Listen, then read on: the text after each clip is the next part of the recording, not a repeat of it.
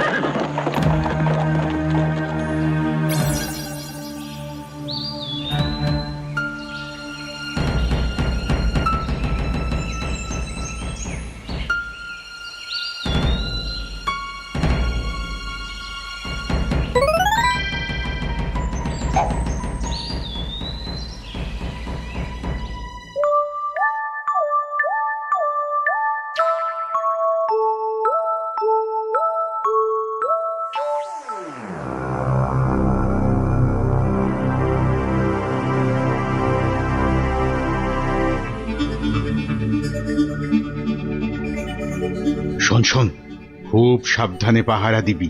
চলতে চলতে আবার ঘুমিয়ে পড়িস না যেন। না রে বাবা না।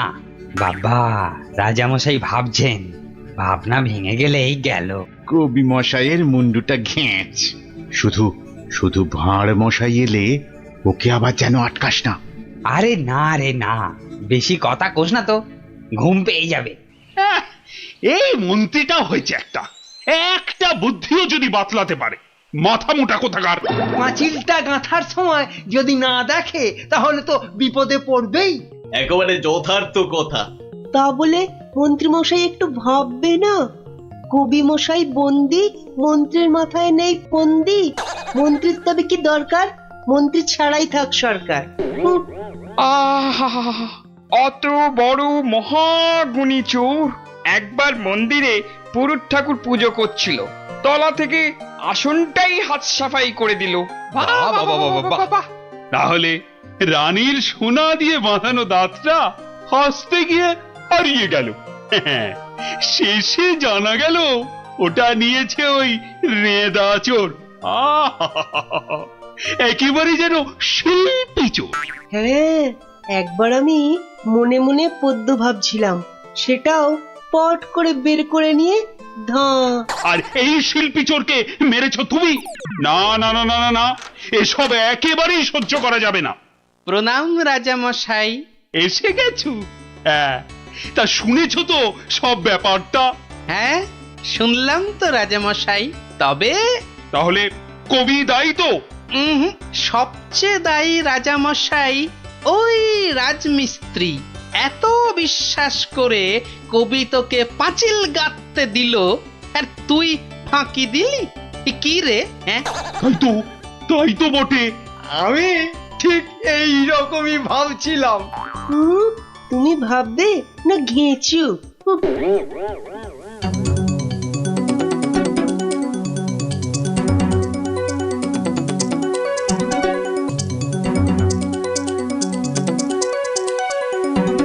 আমি আর রাজামশাই ভেবে ভেবে বের করেছি। হ্যাঁ, রেদা পাঁচিলের তলায় চাপা পড়ে চ্যাপটা হয়ে গেছে এই তোমার জন্য। হাই রে মা, এ কি কথা কন হুজুর? 500 700 পাঁচিল গাঁথছি কর্তা, একটাও পড়ে নাই। তো পড়েনি তো এটা পড়লো কেন? কবি মশাই নিশ্চয়ই টাকা দিয়েছিল। হ, টাকা দিয়েছিলেন। তাহলে কবির তো কোনো দোষ নেই। হ, কোনো দোষ নাই। তাহলে তাহলে নেড়া চোরকে মেরেছিস তুই? এ কি কথা কন হুজুর? 3 বছর আগে পাঁচিল গাঁথলাম, সরে গিয়া ঠেলা মাইরা ছাপা পড়লো, দোষী হইলাম আমি। আরে বাবা, বিচার টিচার হয়ে গেছে বাপু, এ কথা আর নড়চড় হবে না। লড়সর হবে নি মানে? ওই যে লোকটা পাথর দিল, চুরকি দিল, জল দিল, আর তার মাল মশলায় ভেজাল, বুঝলেন? কথাটা ভুল বলেনি। মাল মশলা খারাপ হলে ওই বা কি করবে? আমি বলি কি, বিচার এবার থামান রাজা মশাই। এই তুমি থামো দেখিনি। যোগ্য লোকের শাস্তি চাই। অমন একটা সৎ চোর রেদা টকাস করি মরে যাবে। হ্যাঁ, তবু আমি বলি রাজামশাই থামুন আপনি। তাহলে আমার কি দশা হবে ভাড়মশাই? আয় সব শোনো শোনো, এই রাজমিস্ত্রিকে মাল মশলার যোগানদার কে ছিল? কি হে মিস্ত্রি? তারে এখানে কোথা পাবো রাজা মশাই? সে বেটা তো বকত, থাকে অক্কা দ্বীপে, শান্তিপুরের পাশে। ঠিক আছে ঠিক আছে। সেনাপতি, সেনাপতি, এই যে প্রভু। কাল সকালের মধ্যেই ওই বক্করটাকে তুলে নিয়ে এসো। ওই বেটাই রেদাকে মেরেছে, হত্যা করেছে। অত বড় সৎ চোরের প্রাণ চলে গেছে? আপনি কিচ্ছু ভাববেন না রাজামশাই, কাল সকালেই ওই বক্করটাকে আমি সভায় বেঁধে আনবই আনবো। এই 3 সত্যি করলাম।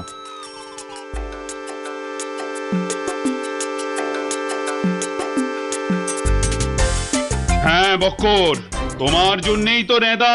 রেঁদা? আগে শোনো না মন দিয়ে। রেঁদাকে আমি চিনি না কর্তা। হ্যাঁ, তুই চিনবি কোত্থেকে?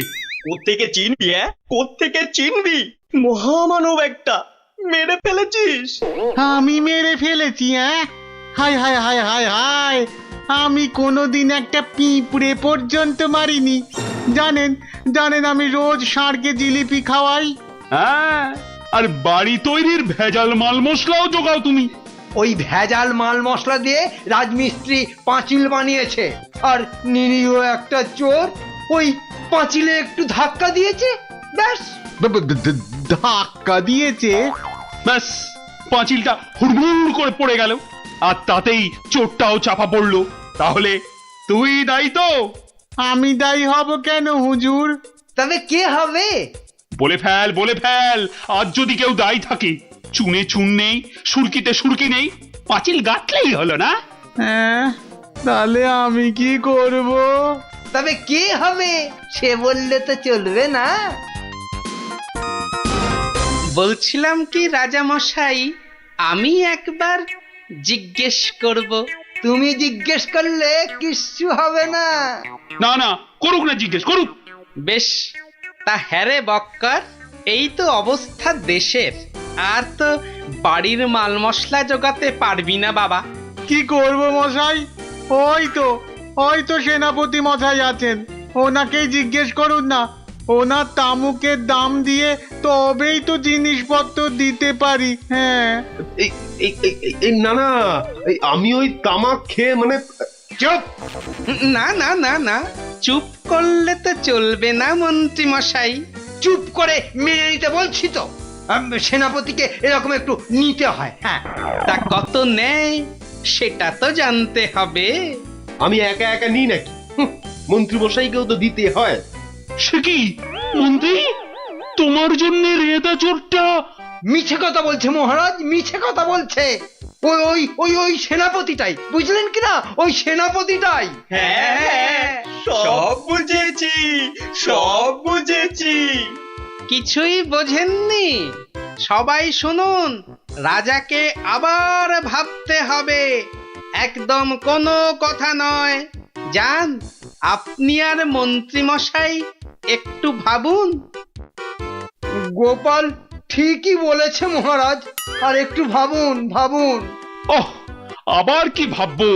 আরে বাবা, এ তো সব জলের মতো পরিষ্কার হয়ে গেল।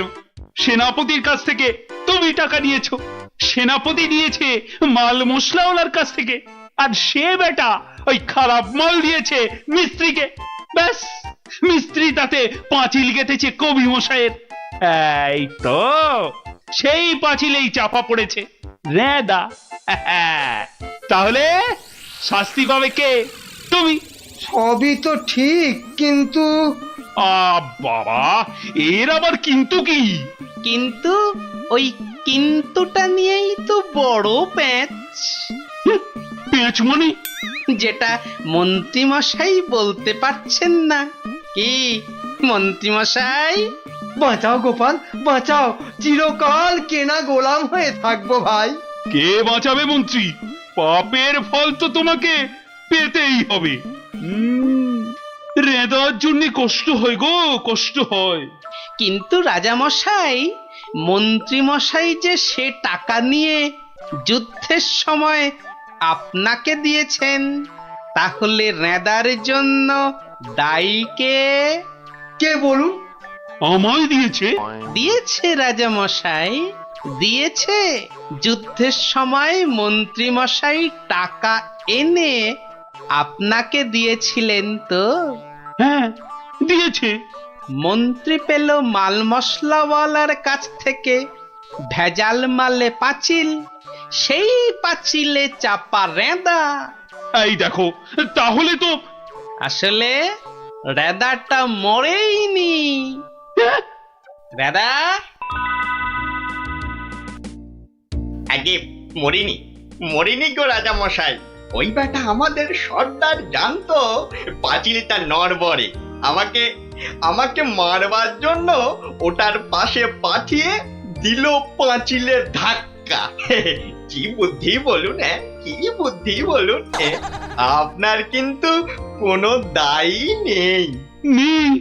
কি করে থাকবে? রেদা তো মরেইনি। বাবা, তবু বাবা বড় শিক্ষা হলো গোপাল। মানে আবার তোমার জন্য আমার ওই মান রক্ষে হলো। আর গোপাল ভাইয়া, বড্ড গর্ব ছিল, আজ ভেঙে দিলে তুমি। সব গোলমালের নাটের গুরু ওই সর্দার। এই সেনাপতি, সেনাপতি!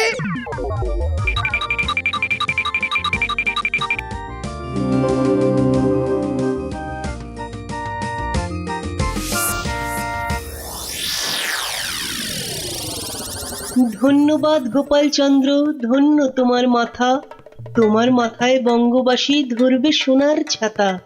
বাংলাদেশে তোমার গল্প পড়বে ছেলে বুড়ো, জানবে সবাই তুমি দেশের বুদ্ধিমানের চূড়ো।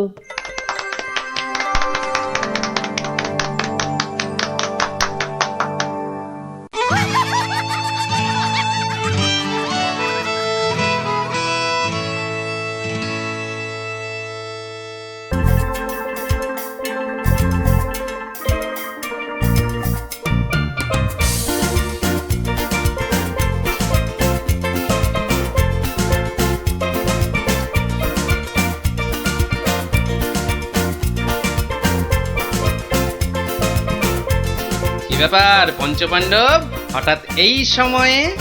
এখনো তো গল্প বলার সময় হয়নি। আজ আমরা গল্প শুনতে আসিনি দাদু, আমরা এসেছি আমাদের দাবি জানাতে। সে কি রে, দাবি জানাতে? কিসের দাবি? বাবা বাবা, মন্ত্রী মশাই বারবার তোমাকে লেঙ্গি মারবে আর তুমি সবকিছু সহ্য করে নেবে? না না না, এটা একদম চলতে দেওয়া যায় না। তাই আমাদের দাবি তুমিও পাল্টা উত্তর দাও এবার। আর এটাই হলো আমাদের দাবি। আরে আমি নিজে হাতে শাস্তি না দিলেও মহারাজ কৃষ্ণচন্দ্র তো দেন, দেখলি না সেদিন কেমন হাল চাষালো? না না, ওসব মহারাজ টহারাজ নয়, আমরা চাই তুমি নিজে ওই মন্ত্রীটাকে ঠিক করো। নিজে ঢিট করব? ঠিক আছে, তোরা যখন এত করে বলছিস, দেখি কি করা যায়। না না, ওসব দেখি টেকি নয় গোপাল দাদু, আজই একটা বিহিত করে দেখাও। এই তো, তোরা তো বড্ড বিপদে ফেললি দেখছি। দাঁড়া দাঁড়া, একটু ভাববার সময় দে দেখি। আচ্ছা ঠিক আছে, শোন, আমি নিজেই মন্ত্রী মশাইকে শাস্তি দেব, বুঝলি? কি রকম শাস্তি দেবে গোপাল দাদু? সে এক ভারী অদ্ভুত শাস্তি। মন্ত্রী মশাই লোভকে কাজে লাগিয়ে সেই লোভের উচিত ফলভোগের শাস্তি। তবে কিন্তু তোদেরও একটু সাহায্য চাই। আমাদের কি করতে হবে শুধু বলো, আমরা এক পায়ে খাড়া। আরে থাক থাক থাক, এক পায়ে খাড়া হতে হবে না, দু পায়ে যথেষ্ট। এখন বলি, শোন। কিরে, পারবি তো সব? পারবো না মানে? আলবাত পারবো। আজ বিকালে আমরা জোড়া অশ্বত্থতলায় হাজির হচ্ছি। তাহলে তোরা এখন বাড়ি যা, আমি নিজেকে একটু প্রস্তুত করে নি। ঠিক আছে গোপাল দাদু, আমরা এখন এলাম, চল চল।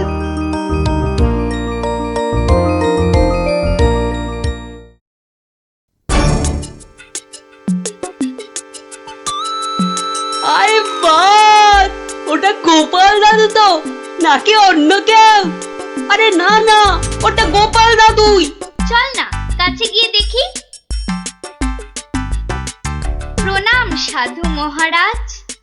এই, তোরা এসে গেছিস, একটু বস, হাড় গিলে মন্ত্রীটাকে আসতে দে।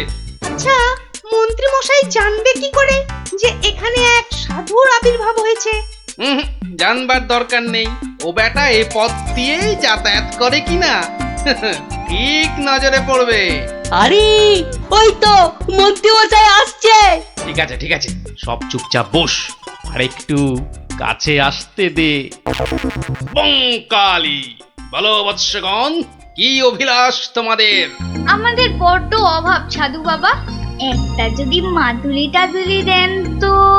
ওরে নাবালিকা, মাদুলিতে যদি অভাব ঘুচতো তবে সকলেই তা ধারণ করে নিত, বুঝলি? তাহলে কি কোনো উপায় নেই সাধু বাবা? আছে আছে, পথ দেখাবো আমি, কিন্তু পরিশ্রম করতে হবে তোদের। এই নে, এটা একটা গুপ্তধনের নকশা, এতে দেওয়া নির্দেশ মতো কাজ করতে পারলেই কেল্লা ফতে। এখন যাও, আমার ধ্যানমগ্ন হবার সময় হয়েছে। বঙ্কালি।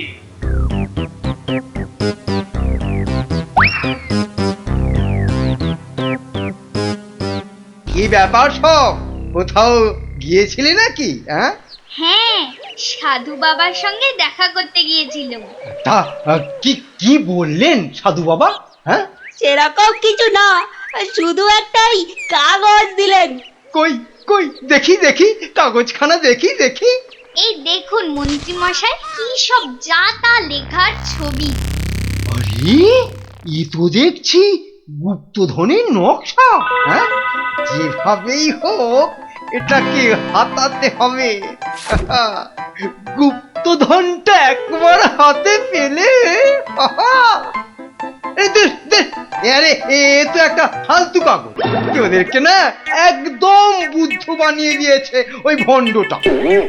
যাকে যাকে অনেক খাটাখাটুনি করেছিস, এই নে এই নে এই নে, তোরা না একটু ওই লজেন্স টজেন্স কিছু কিনে নিস, কিছু কিনে নিস। এটা এটা আমি রাখছি, বুঝছিস?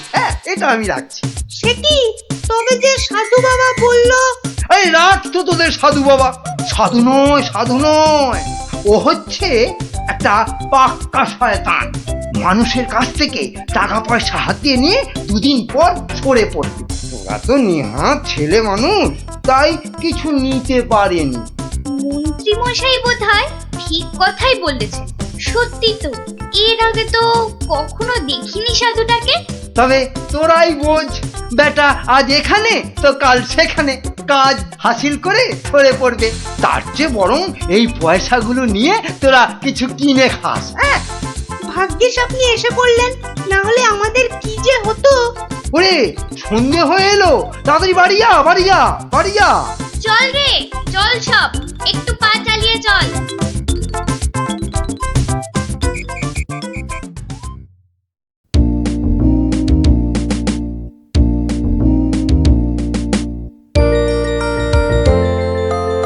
কিরে, গছাতে পেরেছিস তো কাগজটা? পারবো না আবার, সঙ্গে লজেন্স খাওয়ার পয়সা এনেছি। বলিস কি, সঙ্গে আবার লজেন্স খাবার পয়সা? যাক, সন্ধে হয়ে গেছে, তোরা বরং বাড়ি যা। কাল থেকে শুরু হবে মন্ত্রীর শাস্তি পর্ব।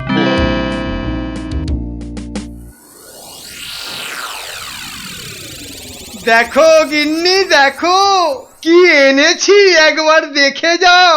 কি এনেছো গো? মা, তো দেখছি একটা কাগজ।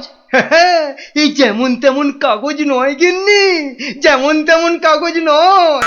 এ হচ্ছে আলাদিনের আশ্চর্য প্রদীপ। তার মানে কি আছে ওই কাগজটায়? গুপ্তধন গিন্নি, গুপ্তধন। গুপ্তধন? কই কই কই কই কই, দেখি দেখি। চেঁচাও কেন? কেউ শুনে ফেললে সব মাটি হয়ে যাবে। কথাটা রাজার কানে গেলে এটা রাজ সম্পত্তি বলে কেড়ে নেবে। ভুল হয়ে গেছে গো, একবার দেখাও না, দেখাও না কাগজটা, একবার দেখি। এই নাও, দেখো দেখো। কোথা থেকে পেলে গো? কে দিল নকশাটা? সেসব অনেক কথা পরে শুনো, কিন্তু সাবধান গিন্নি, এ কথা কাক পক্ষীতেও না টের পায়। সে আর বলতে, এই আমি মুখে কুলু বাঁধলুম, কোনো চাবি আর এটা খুলতে পারবে না। তাই যেন হয়। যাক, রাত তো অনেক হলো, আজ থাক, কাল যা হবার তাই হবে। গঙ্গার দক্ষিণে যেথা আছে মহাকাল, সেটা হতে শুরু করে সোজা টেনে আনো খাল। খননের কাজখানা যেইখানে হবে শেষ, সেইখানে পাওয়া যাবে এগোবার নির্দেশ। তার মানে মহাকালের মন্দিরের পাশ থেকে খাল খুঁড়তে হবে, যতক্ষণ না পর্যন্ত পরের নির্দেশ পাওয়া যায়। তাহলে চলো গিন্নি, চলো, আমরাই খালটা কাটতে শুরু করি, চলো। কিন্তু কেউ যদি কিছু জিজ্ঞেস করে কি বলবে? আরে জায়গাটা এমনিতে নির্জন, লোকে খুব একটা ওদিকে যায় না। তবু কেউ যদি দেখেও ফেলে, আমি ঠিক সামলে নেব। চলো চলো চলো, শুভ কাজে বিলম্ব করাটা উচিত নয়। চলো চলো। বেশ বেশ বেশ বেশ, চলো তাহলে।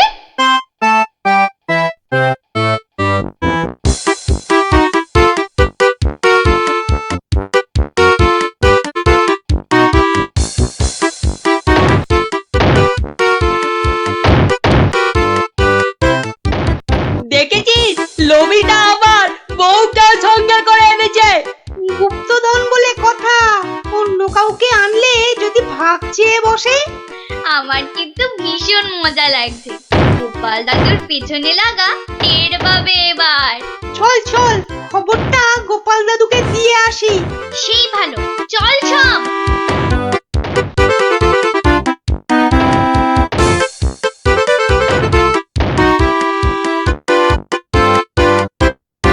কি ব্যাপার রে, সাত সকালে?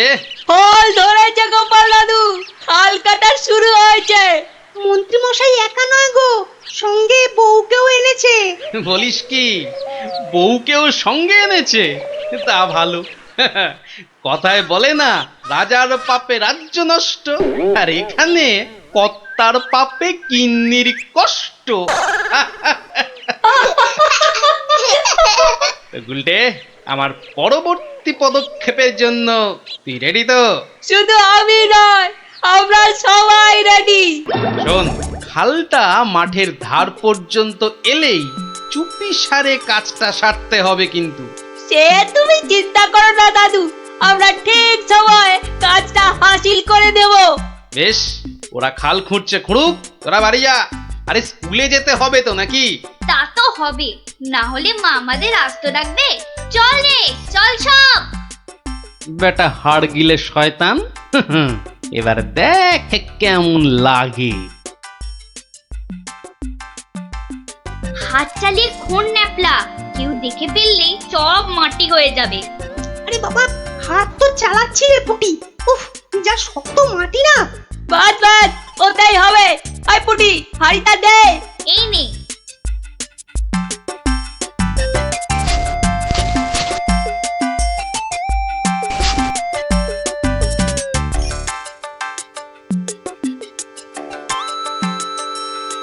চল চল, এখন পালাই।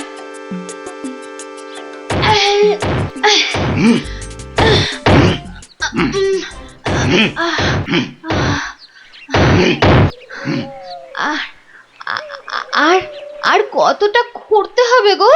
কোথায় কোথায় তোমার পরের নির্দেশ কোথায়? আরে আরে বাবা, আসবে রে, আসবে আসবে।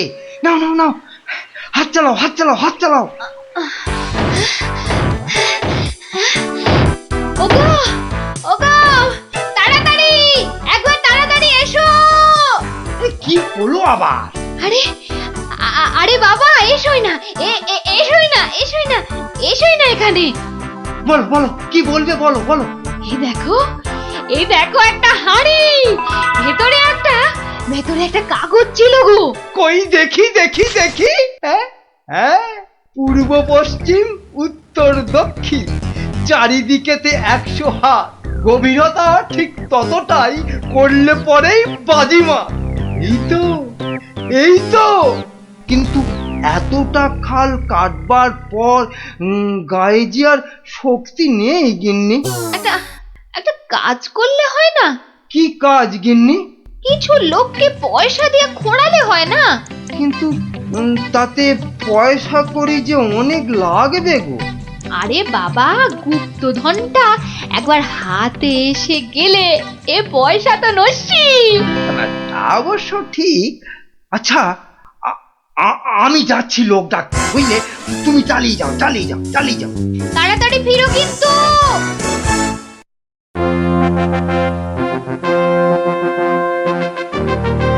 কি ব্যাপার বলো তো গোপাল, কতদিন হলো মন্ত্রী আসছে না? ওর আবার শরীর টরীর খারাপ হলো নাকি? আগে না মহারাজ, মন্ত্রীমশাই বহাল তবিয়তেই আছেন। তাহলে মন্ত্রী দরবারে অনুপস্থিত কেন? গুপ্তধনের সন্ধানে আছেন কিনা তাই। গুপ্তধন? হ্যাঁ, গুপ্তধনেরও আবার কোথা থেকে? এখান থেকে মহারাজ। তার মানে তোমার টেকো মাথা থেকে গুপ্তধন? বাবা, আমার যে কিছুই বোধগম্য হচ্ছে না। একটু একটু ব্যাখ্যা করে বলো না।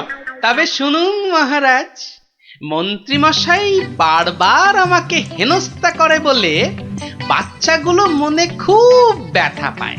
ওরাই আমাকে নিজে হাতে মন্ত্রীমশাইকে শাস্তি দিতে বলে। শাস্তি? কি শাস্তি দিলে তুমি? ওই যে গুপ্তধনের লোভ। না না না, এখনো যে ঠিক বুঝতে পারলাম না, একটু খুলে বলো না। প্রণাম সাধু মহারাজ।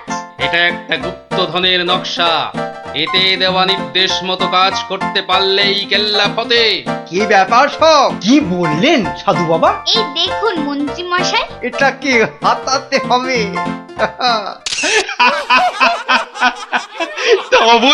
তা বলে তুই ওদের কর্তাকে ডেকে দিয়ে খাল খোঁড়া রে? শুধু খাল নয় হুজুর, পুকুরও। এতক্ষণে বোধহয় সেটাও হয়ে গেছে। খাল আবার তার সঙ্গে পুকুর? হ্যাঁ মহারাজ, ঠিক তাই। আমি ভাবলুম খরার সময় নবদ্বীপবাসীর বড় কষ্ট হয়, তাই গুপ্তধনের লোভ দেখিয়ে মন্ত্রী মশাইকে দিয়ে পুকুরটাও খুঁড়িয়ে নিলাম। শাস্তিকে শাস্তি হলো, নবদ্বীপবাসী জল পেল। সাধু সাধু গোপাল সাধু, তোমার এহেন শাস্তি আমরা নিজের চোখে পরখ করতে চাই। চলুন চলুন চলুন সভাসদগণ, আমরাও গোপালের এই অভিনব শাস্তিদান নিজের চোখে দেখে আসি।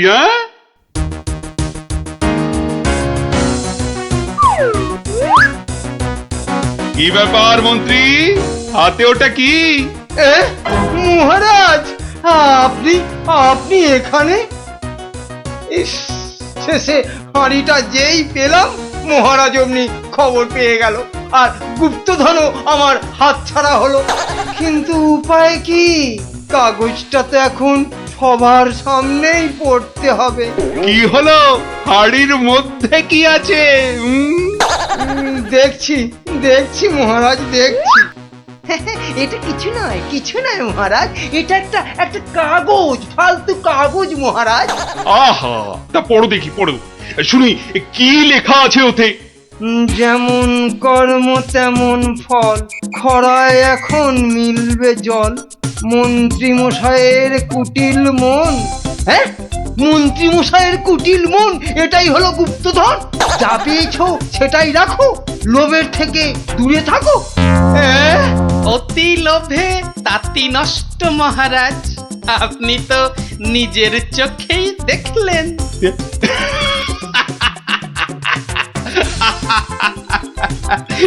তা তো দেখলাম গোপাল, তুমি একটা লোভী মানুষকে একদম ঠিকঠাক শাস্তি দিয়েছো।